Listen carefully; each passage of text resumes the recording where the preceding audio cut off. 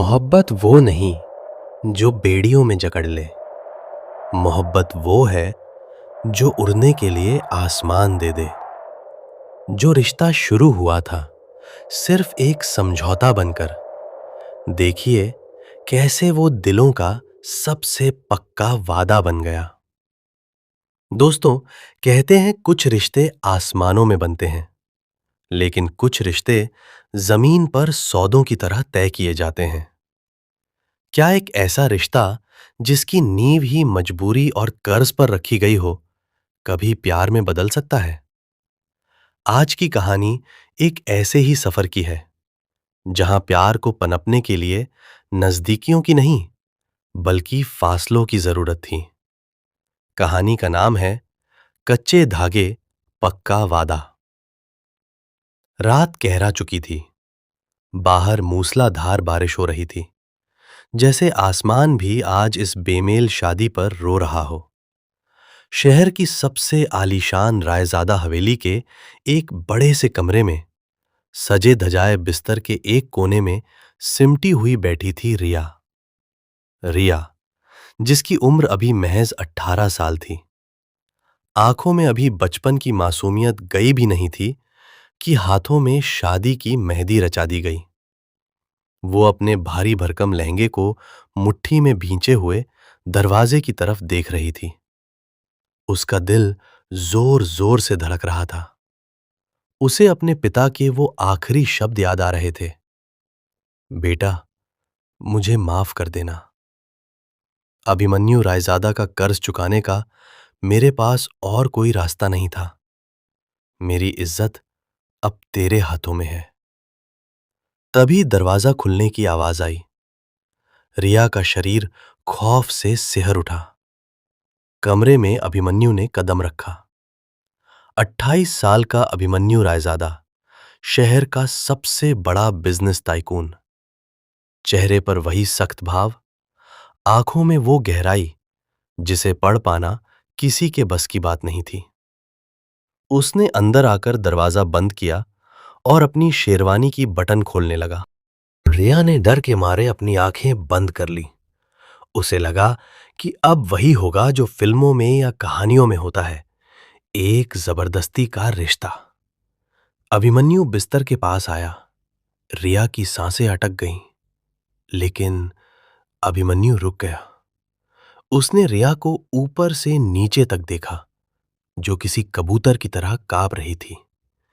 अभिमन्यु ने एक गहरी सांस ली, पास रखे टेबल से पानी का जग उठाया और ग्लास भरकर रिया की तरफ बढ़ाया।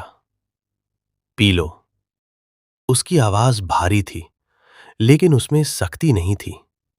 रिया ने डरते डरते नजरें उठाईं, लेकिन ग्लास लेने की हिम्मत नहीं जुटा पाई। अभिमन्यु ने ग्लास वहीं टेबल पर रखा और सोफे की तरफ मुड़ गया। उसने वहां से एक तकिया और चादर उठाई। ये देखकर रिया हैरान रह गई।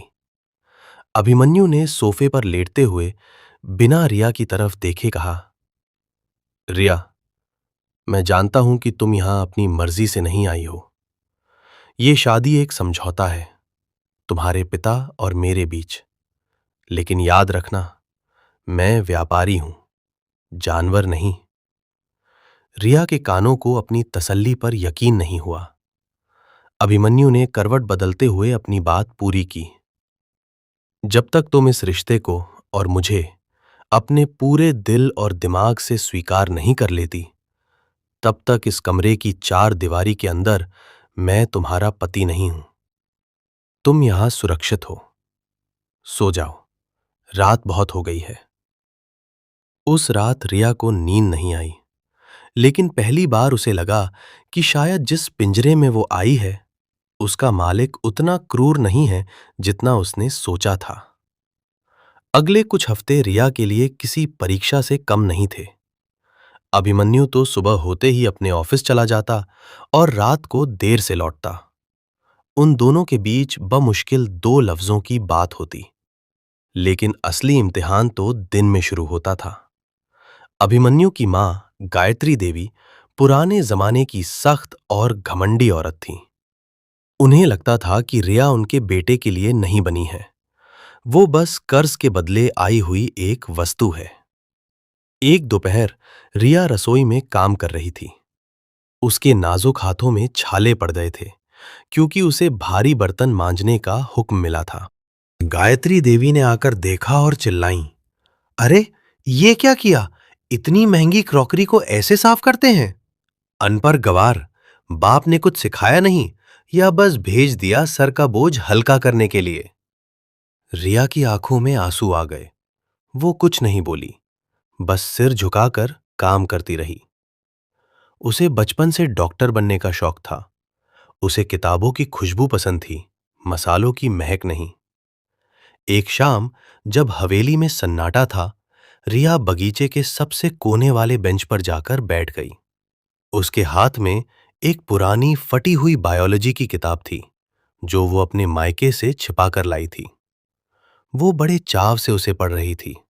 कुछ पल के लिए वो भूल गई थी कि वो एक बहू है।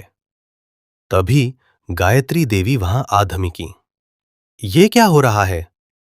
उन्होंने रिया के हाथ से किताब झपटी। बहू बनकर आई हो और यहां अफसर बनने के सपने देख रही हो? गायत्री देवी ने वो किताब रिया की आंखों के सामने ही पास के कीचड़ भरे पानी में फेंक दी। नहीं माँ जी! रिया चीख पड़ी। वो किताब उसकी आखिरी उम्मीद थी। खबरदार जो आवाज उठाई! औरतों का काम घर संभालना है, दिमाग चलाना नहीं। जा अंदर और खाना लगा। गायत्री देवी ने आदेश दिया और वहां से चली गईं। रिया घुटनों के बल बैठ गई। उसने कीचड़ से वो किताब निकाली। उसे अपनी चुनरी से पोंछने की कोशिश की, लेकिन पन्ने गल चुके थे। उसके आंसुओं ने उन शब्दों को और धुंधला कर दिया। वो नहीं जानती थी कि ऊपर अपनी बालकनी के अंधेरे में खड़ा अभिमन्यु ये सब देख रहा था। अभिमन्यु की मुट्ठी कस गई थी। उसे अपनी मां पर गुस्सा नहीं आया, बल्कि उसे अपनी ही बेबसी पर गुस्सा आया। उसने रिया से वादा किया था कि वो सुरक्षित है, लेकिन क्या वो सच में सुरक्षित थी? उस रात खाने की मेज पर सन्नाटा था। अभिमन्यु ने चुपचाप खाना खाया। रिया उसे परोस रही थी। उसकी आंखें सूजी हुई थीं। अभिमन्यु ने अचानक रिया का हाथ पकड़ा। रिया सकपका गई। उसमें रिया की हथेलियों को देखा जो बर्तन मांजने से खुरदुरी हो गई थी। उसने हाथ छोड़ा और बिना कुछ कहे अपने कमरे में चला गया। जब रिया काम खत्म करके कमरे में पहुंची तो देखा कि अभिमन्यु सोफे पर नहीं बल्कि कुर्सी पर बैठा उसका इंतजार कर रहा था। मेज पर एक बड़ा सा पीला लिफाफा रखा था। बैठो, अभिमन्यु ने इशारे से कहा। रिया डरते डरते बिस्तर के किनारे बैठ गई। क्या तुम खुश हो रिया?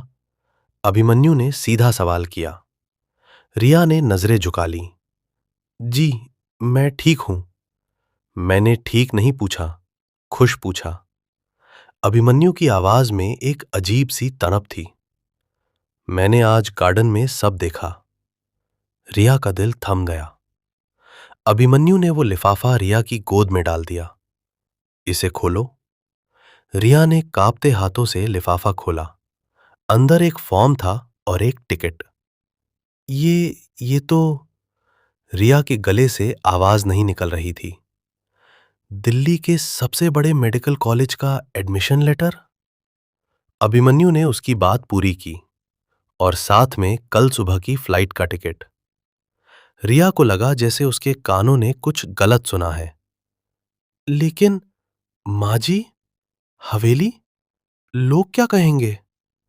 लोगों का मुंह मैं बंद कर दूंगा और मां को मैं संभाल लूंगा, अभिमन्यु ने दृढ़ता से कहा। रिया, मैंने तुमसे शादी की है, तुम्हें खरीदा नहीं है। तुम्हारे सपने, तुम्हारी पहचान, सब पर तुम्हारा हक है। तुम कल जा रही हो। रिया की आंखों से आंसुओं का सैलाब फूट पड़ा। इस बार ये दुख के आंसू नहीं थे। वो उठी और अनजाने में ही अभिमन्यु के पैरों को छूने लगी। अभिमन्यु ने तुरंत उसे रोका और कंधों से पकड़कर खड़ा किया। झुकना नहीं रिया, अब तुम्हें सिर उठाकर जीना है। जाओ, अपनी पैकिंग करो। अगली सुबह जब पूरा घर सो रहा था, अभिमन्यु रिया को लेकर एयरपोर्ट के लिए निकल गया। रास्ते भर दोनों खामोश थे। जब एयरपोर्ट आया तो गाड़ी से उतरते वक्त रिया रुकी। उसने पलटकर अभिमन्यु को देखा। वो उस सख्त चट्टान जैसा दिख रहा था, लेकिन आज रिया को उस चट्टान में एक झरना दिखाई दे रहा था। अपना ख्याल रखना, अभिमन्यु ने बस इतना कहा। रिया ने सिर हिलाया और गेट के अंदर चली गई। यहां से शुरू हुआ एक लंबा इंतजार। रिया हॉस्टल में रहने लगी। शुरू के दिन मुश्किल थे, लेकिन पढ़ाई उसका जुनून थी।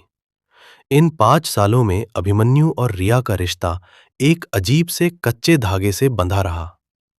उनकी बातें सिर्फ फोन पर होती थीं, वो भी बहुत नपी तुली।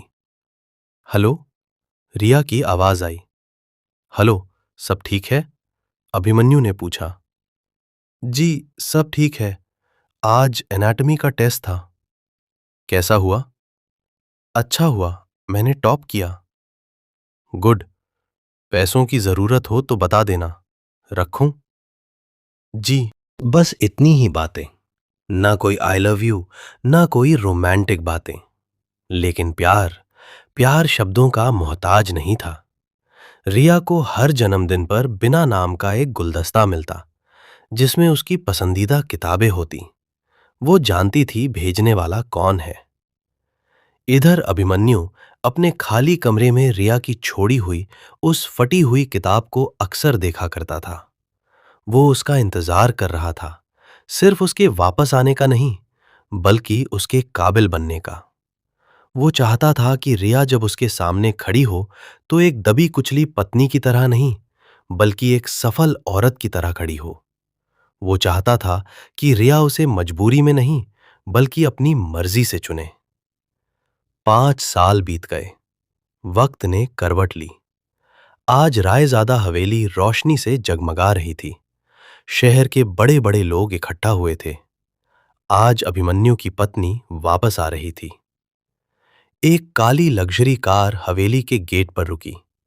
दरवाजा खुला और एक सैंडल जमीन पर पड़ी। बाहर निकली डॉक्टर रिया रायजादा।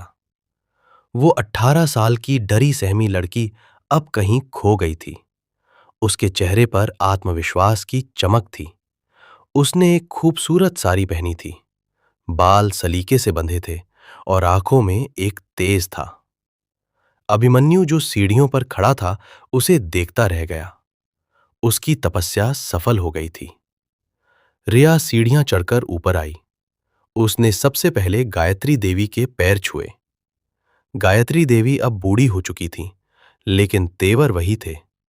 उन्होंने रिया को ऊपर से नीचे तक देखा। आ गई? गायत्री देवी ने मुंह बनाया। सुना है बड़ी डॉक्टर बन गई हो, लेकिन याद रखना, हवेली की चौखट के अंदर तुम सिर्फ एक बहू हो, और वो कर्ज, वो अभी भी तुम्हारे बाप के नाम पर चढ़ा है। पार्टी में मौजूद सन्नाटा छा गया। मेहमान कानाफूसी करने लगे। अभिमन्यु का चेहरा गुस्से से लाल हो गया। वो आगे बढ़ने ही वाला था कि रिया ने हाथ के इशारे से उसे रोक दिया। रिया मुस्कुराई, एक शांत सौम्य मुस्कान। उसने अपना पर्स खोला और उसमें से एक चेक निकालकर गायत्री देवी के हाथ में थमा दिया। माँ जी, रिया की आवाज में गजब का ठहराव था। ये रहा वो कर्ज, मैं ब्याज के साथ। मेरे पिता की इज्जत आज से आजाद है। गायत्री देवी हक्की बक्की रह गईं। रिया ने फिर अभिमन्यु की तरफ देखा और अपनी बात जारी रखी। लेकिन माँ जी, एक कर्ज है जो मैं कभी नहीं चुका सकती, और वो कर्ज आपके बेटे का है। उन्होंने मुझे एक बिकी हुई चीज से एक इंसान बनाया। उन्होंने मुझे पंख दिए जब आपने मेरे पर काट दिए थे। रिया धीरे धीरे अभिमन्यु की तरफ बढ़ी। सबकी नजरें उन पर टिकी थीं। रिया ने अभिमन्यु की आंखों में देखा। वहां उसे अपना 5 साल पुराना सुपर हीरो नजर आया। अभिमन्यु। रिया ने पहली बार उसका नाम लिया। आप चाहते तो मुझे पिंजरे में रख सकते थे, लेकिन आपने मुझे आजाद किया, और आज अपनी उसी आजादी से मैं आपको चुनती हूं। किसी कर्ज के लिए नहीं, किसी समझौते के लिए नहीं, सिर्फ आपके लिए। अभिमन्यु की सख्त आंखों में नमी उतर आई। उसने धीरे से अपना हाथ बढ़ाया। स्वागत है डॉक्टर रिया, अभिमन्यु ने भरे गले से कहा। रिया ने उसका हाथ थाम लिया। महफिल तालियों की गड़गड़ाहट से गूंज उठी। गायत्री देवी, जो अब तक अपने घमंड में थीं, अपने बेटे की खुशी देखकर पिघल रहीं।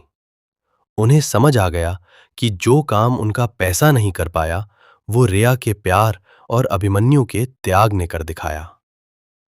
पार्टी खत्म हो चुकी थी। रात के सन्नाटे में रिया और अभिमन्यु उसी कमरे में थे जहां 5 साल पहले उनकी कहानी शुरू हुई थी। कमरा वही था, लेकिन जज्बात बदल चुके थे। रिया बालकनी में खड़ी बारिश को देख रही थी। अभिमन्यु उसके पीछे आकर खड़ा हो गया। तुम्हें पता है, अभिमन्यु ने धीरे से कहा, इन 5 सालों में एक भी दिन ऐसा नहीं था जब मैंने तुम्हें याद न किया हो। रिया पलटी और उसकी आंखों में देखा। और आपको पता है, हॉस्टल के कमरे में जब भी मुझे डर लगता था, तो मैं अपनी किताबें नहीं, आपकी दी हुई वो इज्जत याद करती थी। आपने मेरा इंतजार किया, क्यों? अभिमन्यु मुस्कुराया। उसने रिया के चेहरे पर आ रही एक लट को पीछे किया। क्योंकि कच्चे धागे जल्दबाजी में टूट जाते हैं रिया। मैं चाहता था कि हमारा रिश्ता पक्का हो, बराबरी का हो। रिया ने आगे बढ़कर अपना सिर अभिमन्यु के सीने पर रख दिया। दो धड़कनें, जो बरसों से अलग अलग तड़प रही थीं, आज एक हो गई थीं। बाहर बारिश हो रही थी, लेकिन आज वो बारिश दुख की नहीं, बल्कि एक नई शुरुआत की गवाह थी। तो दोस्तों, ये थी रिया और अभिमन्यु की कहानी, जिसने हमें सिखाया कि सच्चा प्यार किसी को बांधने में नहीं, बल्कि उसे आजाद करने में है। जब हम किसी के सपनों से प्यार करते हैं, तभी हम असलियत में उससे प्यार